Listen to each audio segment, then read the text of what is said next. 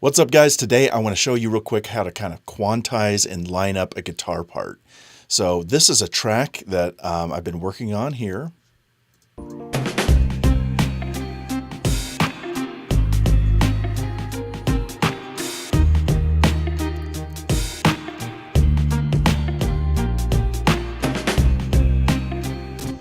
Okay, so this is part of the chorus is going to be, this is going to be part of the chorus, but I wanted more energy in it. The energy is, it's got energy in the drums, but it needs, the whole thing has some nice pretty guitars in it, so I wanted something a little harder hitting.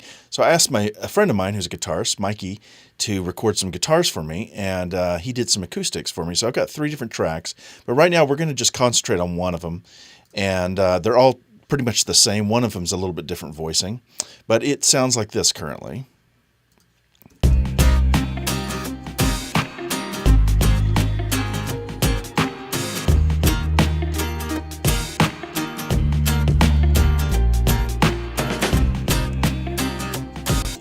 So it's cool. I like the performance, although the timing's just a little bit off in some places, right? You can kind of hear that. So I want to do something to correct that timing. And I'm going to do it. There's different ways you can do that.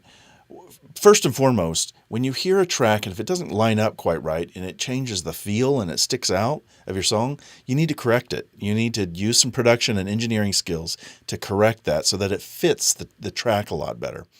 First thing I want to do is I want to create some 16th notes.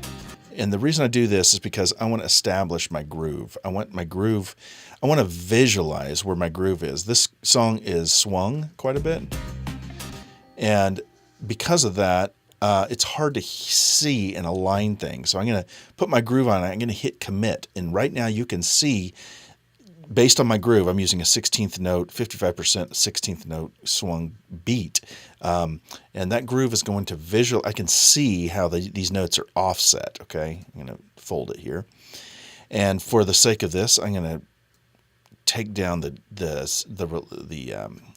end. I'm going to back off the end just a little bit so you can really see the note separation. And see, you can see those swung 16th note. So now all we're going to do is we're going to chop up this and we're going to base it on this. So I'm going to loop this. And again, this is just a reference. I'm using this as a reference. And now I'm going to go in, and you can see already that some of these parts are a little off. Like right here, he's playing too fast. This is pretty lined up. This is a little too fast. This is right on. This might be able to shift over a little bit. So you can see when I do it. So I'm going to do this real quick, and then we're going to listen to how it sounds. Let's do it.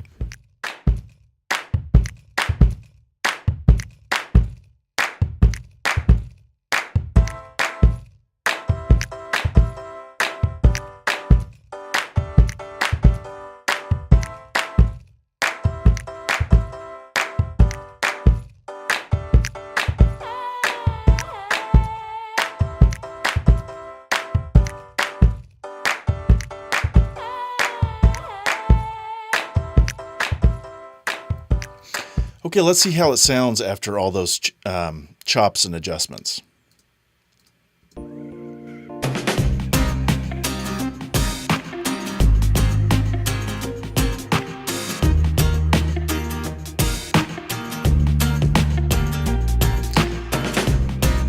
One of the things you might want to do, because this is so much on the off beat, sometimes it can sound, even though it might be perfectly on beat, it can sometimes sound a little off. I like to add a little delay. I'm going to add about 10 milliseconds behind the beat.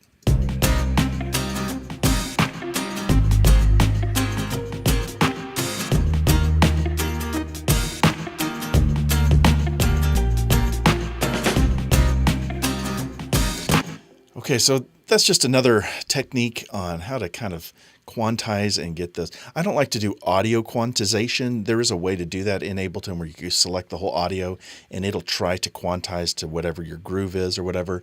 I don't find that works very accurately most of the time, so it's better for me to just either chop up and paste like I did, or to use the elastic timing tool, or in Ableton it's called warping, and just adjust it that way.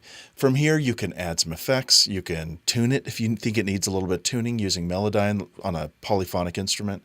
But whatever gets you to the place where it sounds good, you want it to start blending into your song. So this definitely needs some more work, but I just wanted to show you how I line things up. And again, I'm basing it on a reference track that's in line with, that's quantized with my groove. All right, guys, always use your ear. Your ear is the best tool you have. Don't just visually look at something. Sometimes things look off visually, but they sound good. And if it sounds good, it is good. Go make some great music, and I'll talk to you later.